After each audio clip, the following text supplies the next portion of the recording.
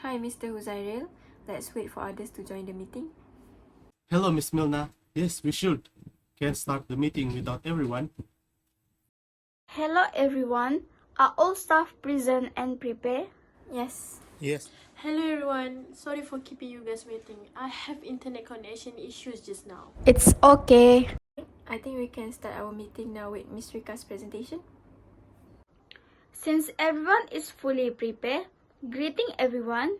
I will starting off today introductory discussion on concern linked to the issues religious discrimination in the hotel and tourism industry as the executive in charge of operation and management. Today's tourism and hospitality sectors are well known for their crucial function as a major driver of socio-economic development and employment creation on a worldwide scale. However, as you are aware, our sector is one that is becoming more and more tolerant of religious prejudice. Religious discrimination refers to treating someone differentially because some of the religious views they have. Allegations of religious discrimination are a serious problem.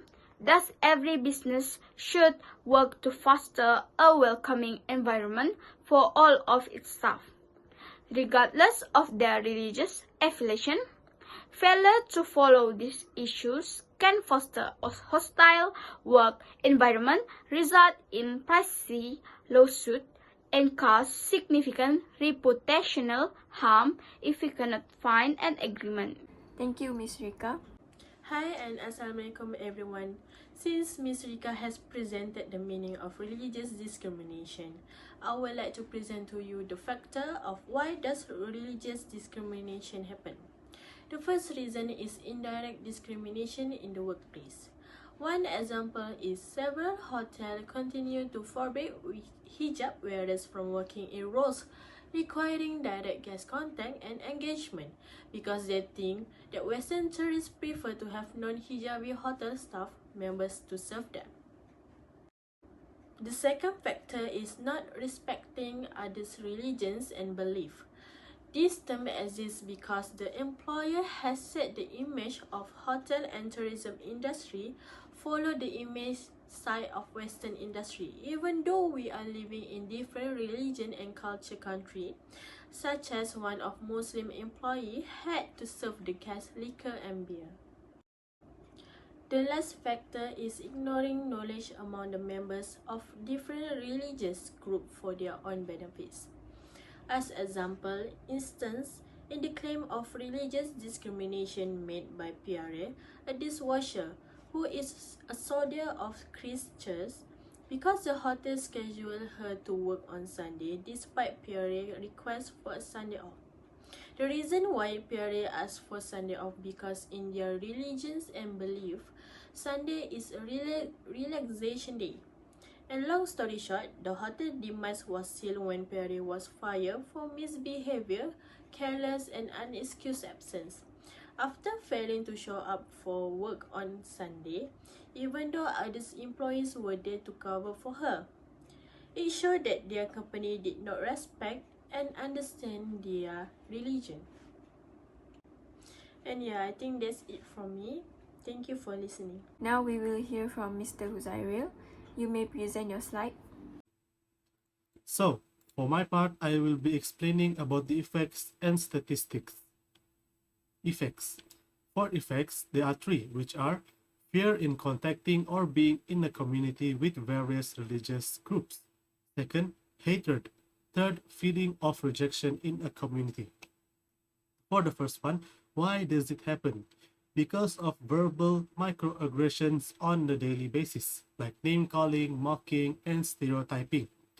So, in this situation, they are seen as a cult because they have a religious way of life, even though it is not a cult.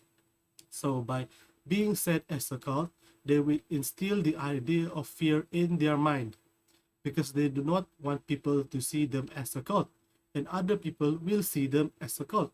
So both parties will fear each other. Second, hatred.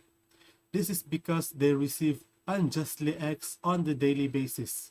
For example, if a Chinese boss do unjustly acts towards a Muslim person, the Muslim person will see as the religion, the Chinese religion, as a hateful religion to their group, because everyone has different emotional capabilities.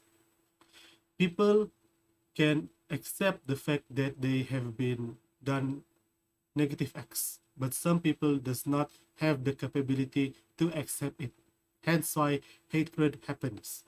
For the third one, feeling of rejection. This is because they receive discrimination on a daily basis, although they have the qualities that deserve them to work in that industry.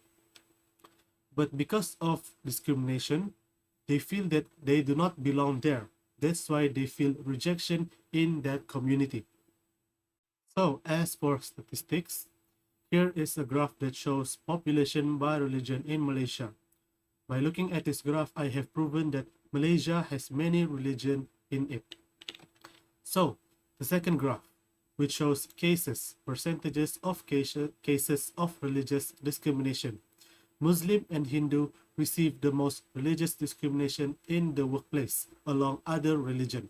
So by looking at this graph, I have proven that religious discrimination do happen in the workplace. As for the third graph, we can see 28% of racial and religious politic cases. So by looking at this graph, we can conclude that religious discrimination do happen, and it is the most number of cases in Malaysia. That is all for my part. Thank you for lending me your ears. As Mr. Khuzairil is done with both of his parts, now I will start my explanation about the solution to surmount religious discrimination in hotel and tourism industry by the government. Before that, can you see my slide? Yes, we can. Thank you for your response. The first solution is done by the Malaysian Parliament, which is the existence of the Human Rights Commission of Malaysia under the Human Rights Commission of Malaysia Act 1999, Act 597.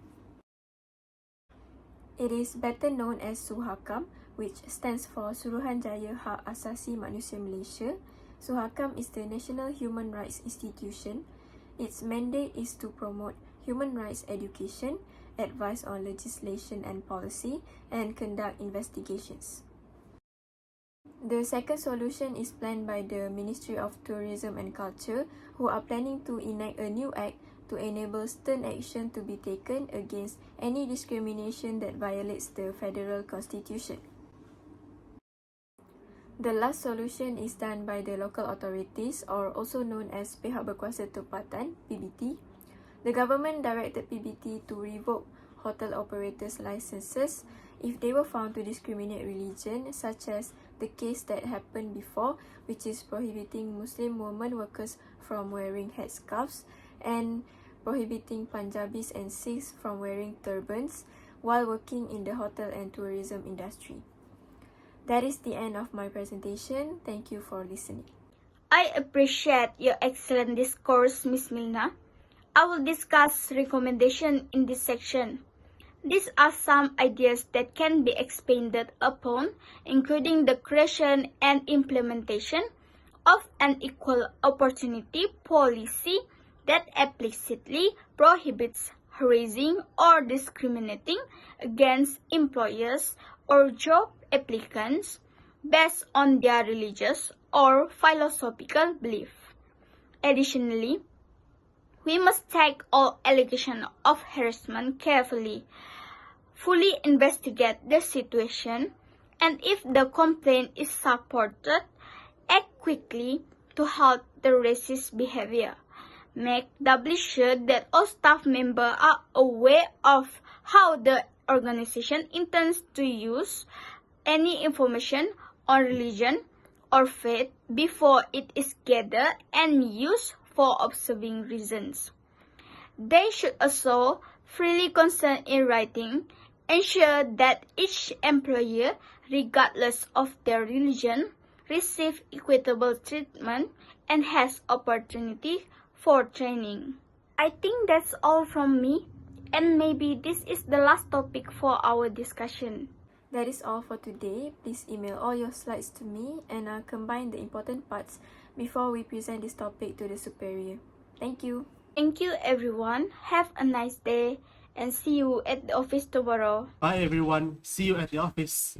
Alright everyone, see you. Have a great day and take care.